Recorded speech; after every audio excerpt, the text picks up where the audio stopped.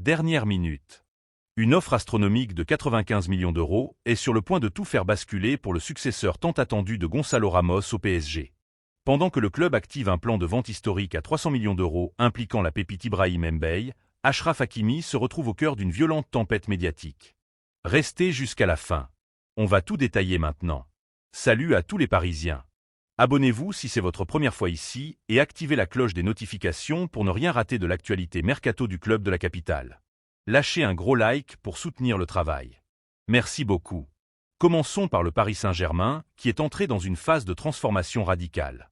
Fort d'une assise financière renforcée par les départs actés de Gonçalo Ramos vers l'AC Milan et de Kang In Lee à l'Atlético de Madrid, le club parisien affiche des ambitions comptables inédites.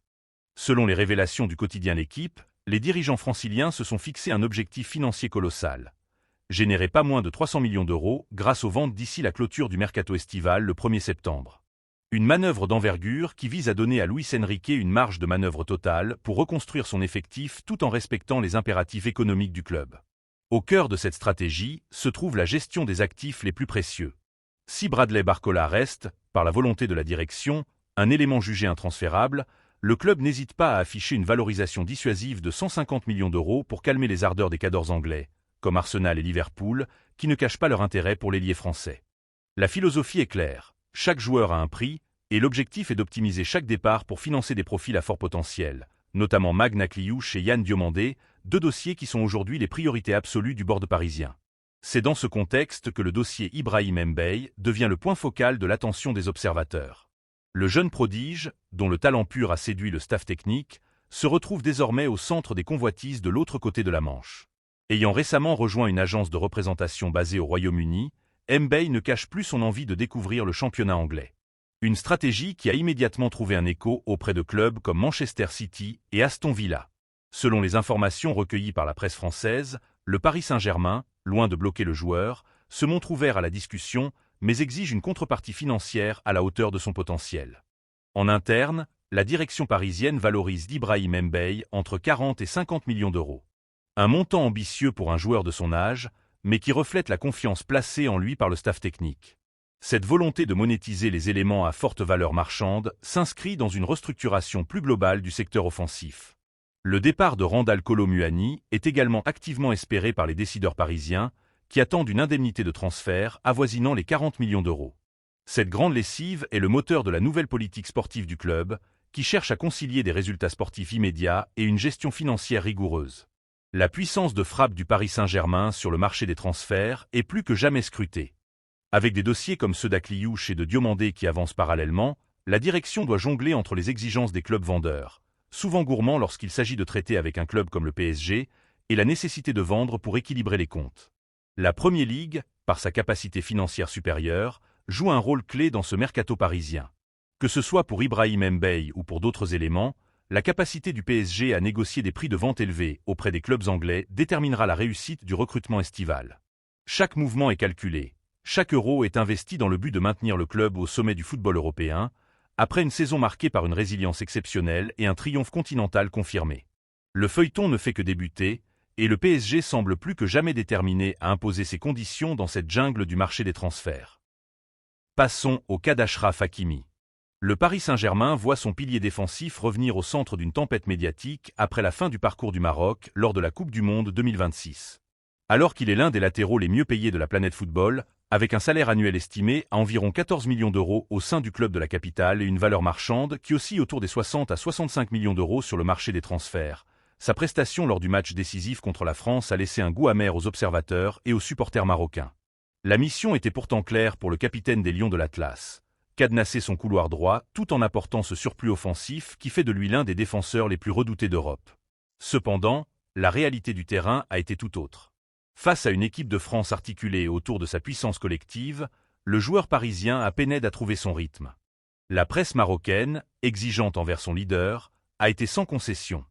Le quotidien Al-Massaï, relayé par les colonnes de RMC Sport, n'a pas hésité à souligner que le numéro 2 parisien était bien loin de ses standards habituels, incapable d'exercer cette pression offensive permanente qui est pourtant sa marque de fabrique. L'analyse tactique proposée par le média Le 360 est encore plus tranchante, lui attribuant une note sévère de 4,5 sur 10. Le constat est sans appel. Trop exposé, Hakimi a laissé des boulevards dans son dos, des espaces que les attaquants français ont su exploiter avec une efficacité chirurgicale. Sur le plan défensif, son repli a manqué de la vivacité nécessaire, tandis que sur le plan offensif, ses montées habituelles n'ont jamais réellement mis en péril le bloc adverse. Pour un joueur qui représente un tel investissement financier pour le PSG, cette incapacité à faire basculer une rencontre de ce niveau suscite des interrogations légitimes sur sa gestion émotionnelle et tactique dans les grands rendez-vous internationaux. Mais ce n'est pas seulement la prestation sportive qui fait grincer des dents. Au-delà des chiffres et des statistiques, c'est l'attitude du joueur au coup de sifflet final qui a provoqué une onde de choc sur les réseaux sociaux et dans les médias sportifs nationaux. Voir le capitaine, figure de proue de la sélection, apparaître tout sourire quelques instants seulement après une élimination en quart de finale face à la France, a été perçu par une partie du public marocain comme un manque de compassion, voire comme une désinvolture malvenue. Cette polémique tombe à un moment charnière pour le Paris Saint-Germain. Alors que la direction du club, menée par Luis Campos, travaille sur une restructuration profonde de l'effectif pour la saison à venir, visant à épurer la masse salariale et à renouveler les profils pour viser un triplé européen historique, le retour d'Achraf Hakimi au centre d'entraînement sera scruté avec attention.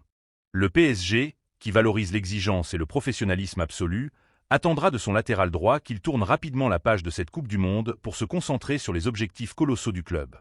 Avec une concurrence qui ne dort jamais sur le marché des transferts, et alors que le club cherche à optimiser chaque poste pour maximiser sa valeur marchande globale, cet épisode met en lumière la pression constante qui pèse sur les épaules des stars parisiennes.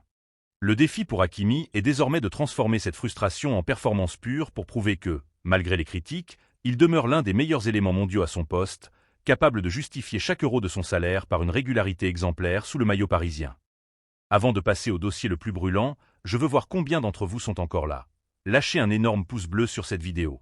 Je compte sur vous. On enchaîne avec le Paris Saint-Germain, qui est en pleine ébullition.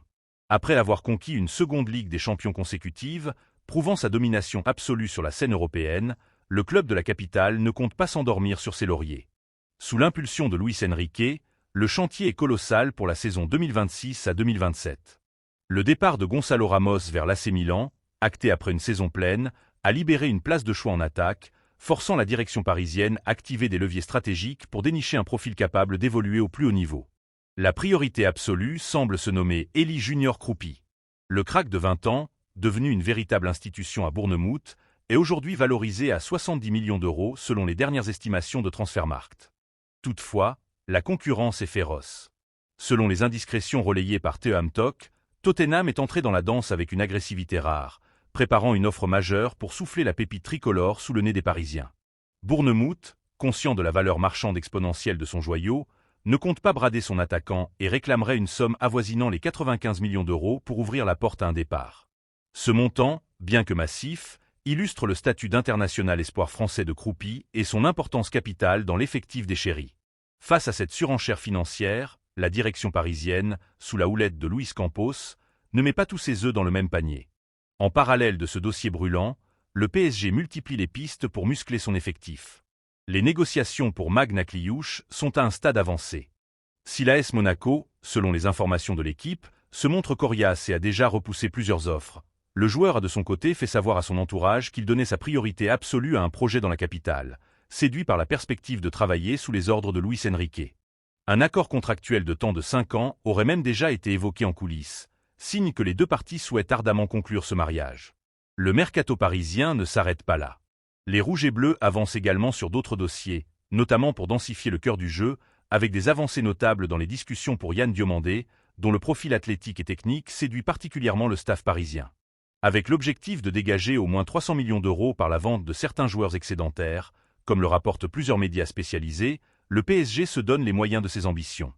La stratégie est claire, rajeunir, talentueux et compétitif.